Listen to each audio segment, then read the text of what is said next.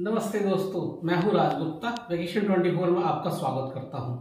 आज हम लेके आए हैं एक ऐसी यात्रा, एक ऐसी धार्मिक यात्रा जिसका इंतजार सबको है।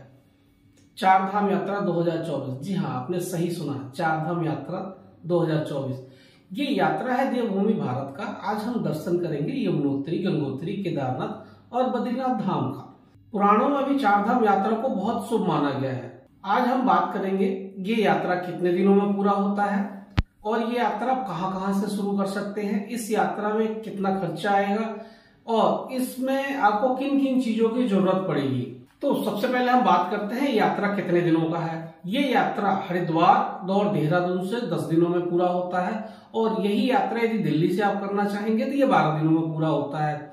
और ये यात्रा शुरू होता है मई से लेकर नवंबर तक। तो जो पहला सबसे बढ़िया मौसम होता है यात्रा करने के लिए मई और जून का। 15 जून के बाद जो मौसम होता है वो काफी थोड़ा सा रेनी सीजन हो जाता है, बारिश का सीजन, तो लैंडस्लाइड की प्रॉब्लम रहती है। तो मैं स्पेशली रेकमेंड करूंगा कि जो आप पहले यात्रा कर ले मई जून में, उसके बाद फिर आप अगस्त सितंबर अक्टूबर आप करें तो यात्रा वो बहुत ही अच्छा मौसम होता है और रेन ना के बराबर होता है और लैंडस्लाइड की भी प्रॉब्लम नहीं होती। वो सबसे बेहतर सीजन माना गया है उस टाइम पे, सितंबर अक्टूबर नवंबर की। तो यात्रा का शुरुआत होता है हरिद्वार से। मान्यता यह है कि यात्रा शुरू करने से पहले हर की बॉडी में डुबकी लगाएं, स्नान करने के बाद फिर इस यात्रा को शुरुआत करें। आज हमारा पहला दिन है, तो आज हम जाएंगे हरिद्वार से बारकोट। बारकोट की जो दूरी है 180 किलोमीटर की दूरी है हरिद्वार से और बारकोट पहुंचने में 7 से 8 घंटे का समय लगेगा। तो जब हम सुबह 7 बजे हरिद्वार से हम अपना यात्रा शुरू करेंगे, रास्ते में हम मसूरी में कैंपटी फॉल देखते हुए जाएंगे और बहुत सारी फोटो शूटिंग की जगह वो है, सीनिक व्यू है, आप वहां से फोटो करते हुए जाएंगे और रास्ते में घूमते हुए हम शाम तक पहुंचेंगे बारकोट। बारकोट में नाइट स्टे करेंगे। उसके बाद हम ज्यादा कुछ है नहीं, अगले दिन सुबह यमुना का मुख्य मंदिर यमुना देवी को समर्पित है। पुराणों में यमुना को सूर्यांत कहा गया है। सूर्यांत का शब्दार्थ यह है सूर्य की पुत्री। सूर्य की छाया और संज्ञा नामक 2 पत्नियों से यमुना यम शनिदेव तथा व्यवस्थ मुनि प्रकट हुए। इस प्रकार यमुना यमराज और शनिदेव की बहन है। यमुना सर्वप्रथम जल स्वरूप में कालिंदी पर्वत पे आई, इसलिए इनका नाम कालिंदी भी है। आज है हमारा दूसरा दिन। आज हम जाएंगे बारकोट से यमुनोत्री धाम के लिए। तो पैक ब्रेकफास्ट लेके सुबह 4 बजे हम निकलेंगे बारकोट से जानकी चट्टी के लिए। जानकी चट्टी की जिसकी दूरी है 45 किलोमीटर, 2 से 2.5 घंटा आपका समय लगेगा में जानकी चट्टी पहुंचने में।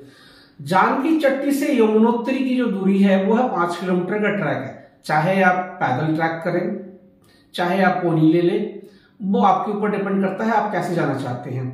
ट्रैक करने के बाद 4 से 5 घंटे में यमुनोत्री जी पहुंचेंगे। आप दर्शन करिए, वापस आ जाइए दर्शन करने के बाद जानकी चट्टी, जहां आपकी गाड़ी इंतजार कर रही होगी, और फिर जानकी चट्टी से गाड़ी लेके वापस आइए बारकोट।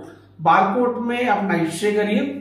फिर हम अगले दिन जो जाएंगे अपना गंगोत्री धाम के लिए। दोस्तों, आज हमारा तीसरा दिन है। आज हम जाएंगे बारकोट से उत्तर काशी के लिए, जिसकी दूरी 100 किलोमीटर की है। 100 किलोमीटर में मान के चलिएगा 4 से 5 घंटे का समय लगेगा आपको उत्तर काशी पहुंचने में। नाइट जो स्टे होगा आपका उत्तर काशी में ही होगा। तो पहुंचने के बाद आप होटल चेक इन करिए और रेस्ट करिए। विश्व प्रसिद्ध गंगोत्री धाम में सूर्य कुंड और गौरी कुंड की विशेष महत्वता है। आज भी भागीरथी की धारा इन्हीं कुंडों से होकर आगे बढ़ती है। पुराणों में इन कुंडों का उल्लेख हुआ है। गौरी कुंड में भगवान शंकर ने मां गंगा को अपनी जटाओं में धारण किया था। आज भी वहां पर पत्थर का एक शिवलिंग है जिसकी परिक्रमा करते हुए मां गंगा आगे बढ़ती हैं। दोस्तों, आज हमारा चौथा दिन है। आज हम जाएंगे उत्तर काशी से गंगोत्री धाम के लिए। गंगोत्री धाम बहुत ही आसान है। आपकी जो उत्तर काशी से गंगोत्री धाम की दूरी है लगभग 100 किलोमीटर की दूरी है। आपका 3 से 4 घंटे समय लगेगा और आप गंगोत्री धाम पहुंच जाएंगे। गंगोत्री धाम बहुत ही आसान है क्योंकि आपकी जो गाड़ी है गंगोत्री धाम मंदिर के पास पहुंच जाती है और गंगोत्री धाम में आराम से पहुंचेंगे। आप वहां आराम से दर्शन करिए। दर्शन करने के बाद वापस हम उत्तर काशी ही आ जाएंगे। दोस्तों, आज हमारा 5वां दिन है। आज हम जाएंगे उत्तर काशी से गुप्त काशी या सीतापुर। जिसकी उत्तर काशी से गुप्त काशी सीतापुर की दूरी लगभग 220 किलोमीटर के आसपास है। जो आपका ट्रैवल टाइम होगा पहुंचने में, जो समय लगेगा 7 से 8 घंटे का आपका समय लगेगा, पूरा दिन लग जाएगा। वहां गुप्त काशी पहुंचने के बाद आप वही नाइट स्टे करिए और फिर हम अगले दिन केदारनाथ जी के लिए जाएंगे। केदारनाथ मंदिर के बारे में एक कथा यह भी है कि महाभारत युद्ध में विजयी होने के बाद पांडव हत्या पाप से मुक्ति पाना चाहते थे। इसके लिए भगवान शंकर का आशीर्वाद पाना चाहते थे, लेकिन भगवान शंकर पांडवों से नाराज थे। भगवान शंकर के दर्शन करने के लिए पांडव काशी गए, पर वे उन्हें वहां नहीं मिले। वे लोग खोजते खोजते हिमालय आ पहुंचते। भगवान शंकर पांडवों को दर्शन नहीं देना चाहते थे, इसलिए वे अंतर्ध्यान होकर केदार जा बसे। दूसरी ओर पांडव लगन के बहुत पक्के थे। वे पीछा करते करते केदार पहुंच गए। भगवान शंकर ने तब बैल का रूप धारण कर लिया और वे अन्य पशुओं में जा मिले। पांडवों को संदेह हुआ, अतः भीम ने अपना विशाल रूप धारण किया और 2 पहाड़ों के बीच में पैर फैला दिया। अन्य गाय बैल तो निकल गए, पर शंकर जी रूपी बैल नीचे से निकलने को तैयार नहीं हुए। भीम बलपूर्वक इस बैल के पीछे झपटे, लेकिन तब तक बैल भूमिगत अंतर्ध्यान हो गए। तब भीम ने बैल का पीठ पकड़ लिया।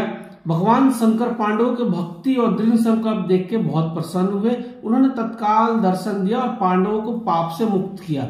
उसी समय से भगवान शंकर बैल की पीठ के पिंड की आकृति के रूप में केदारनाथ में पूजे जाते हैं। दोस्तों, आज है छठा दिन। आज हम जाएंगे गुप्त काशी से बाबा केदार के दर्शन करने के लिए। सुबह जल्दी उठने के बाद हम जाएंगे सबसे पहले सोनप्रयाग से वहां से जीप वगैरह जाती है, जिससे जाएंगे हम पहले गौरीकुंड से जो बाबा केदार का जो दूरी है वो है लगभग 18 किलोमीटर। 18 किलोमीटर हमें ट्रैक करना होगा। चाहे तो आप पैदल ट्रैक करें, चाहे पोनी ले लें, पिट्ठू ले लें, जैसे भी आपको इच्छा हो आप ट्रैक करके आप बाबा केदार के दर्शन करेंगे। शाम तक आप बाबा केदार के दर्शन आप कर लेंगे। उसके बाद नाइट स्टे आपका बाबा केदार में ही होगा। नाइट स्टे करने के बाद अगले दिन सुबह जल्दी उठिए, बाबा केदार का दोबारा दर्शन करिए। दर्शन करने के बाद आप ब्रेकफास्ट करके वापस आप आ जाएंगे गुप्त काशी।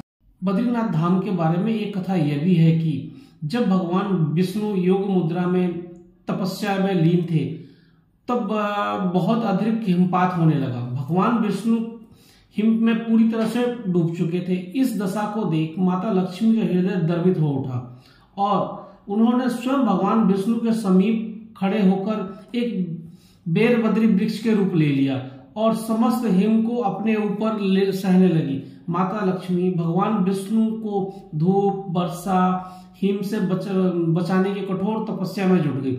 कई वर्षों बाद भगवान विष्णु अपना तप पूर्ण किया तो देखा कि माता लक्ष्मी हिम में ढकी हुई हैं। तो उन्होंने माता लक्ष्मी को तप को देखते हुए कहा कि हे देवी, तुमने मेरे बराबर का तप किया है। आज से इस धाम पर मुझे तुम्हारे ही साथ पूजा जाएगा कि तुमने मेरी रक्षा बद्री वृक्ष के रूप में किया है। तो आज से मुझे बद्रीनाथ धाम के नाम से जाना जाएगा और इस तरह से बद्रीनाथ धाम पड़ा। भगवान विष्णु का नाम बद्रीनाथ धाम पड़ा। जहां भगवान बद्रीनाथ ने तप किया था वह पवित्र स्थल आज भी तप्त कुंड के नाम से है, विश्व विख्यात है। और उस तप्त के रूप में आज भी उस कुंड में हर मौसम में गर्म पानी उपलब्ध रहता है। मान्यता यह भी है कि इस तप्त कुंड में साक्षात सूर्य देव विराजित है। दोस्तों, आज है 8वां दिन। आज हम जाएंगे गुप्त काशी से बद्रीनाथ धाम के लिए, जिसकी दूरी लगभग 180 किलोमीटर की है और बद्रीनाथ जी पहुंचने में लगभग 8 घंटे समय लगेगा आपको। तो ये मान के चलिए कि शाम के 8 बजे तक आप बद्रीनाथ धाम पहुंचेंगे और बद्रीनाथ धाम पहुंचने के बाद होटल चेक इन करिए और नाइट स्टे करिए, रिलैक्स करिए।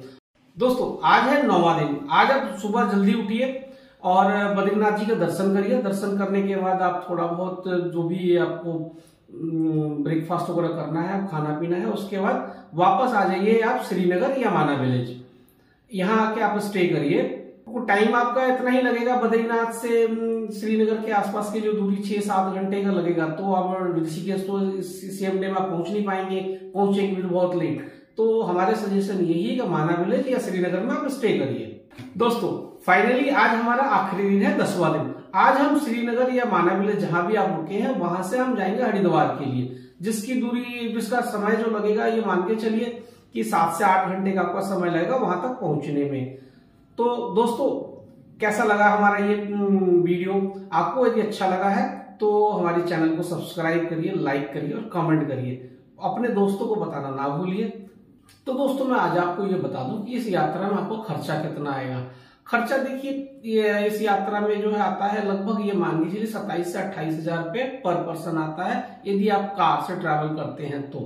लेकिन ये पैसा प्राइस जो है डिपेंड करता है कितने लोग हैं आप लोग। यदि लोगों की संख्या ज्यादा होगा तो पैकेज ये सस्ता पड़ेगा। और आपको किन किन चीजों की जरूरत पड़ेगी डिस्क्रिप्शन में लिंक है, वो सारी डिटेल्स उस डिस्क्रिप्शन में वो मिल जाएगा। आप उसको देखिए और अपनी यात्रा को बेहतर बनाइए। दोस्तों ये मेरा पहला वीडियो है, मैं चाहता हूं आप मुझे सपोर्ट करें और अपना प्यार हमेशा देते रहें। शुक्रिया दोस्तों, शुक्रिया। मैं हूं आपका दोस्त राज गुप्ता। अगले वीडियो में दोबारा मिलेंगे।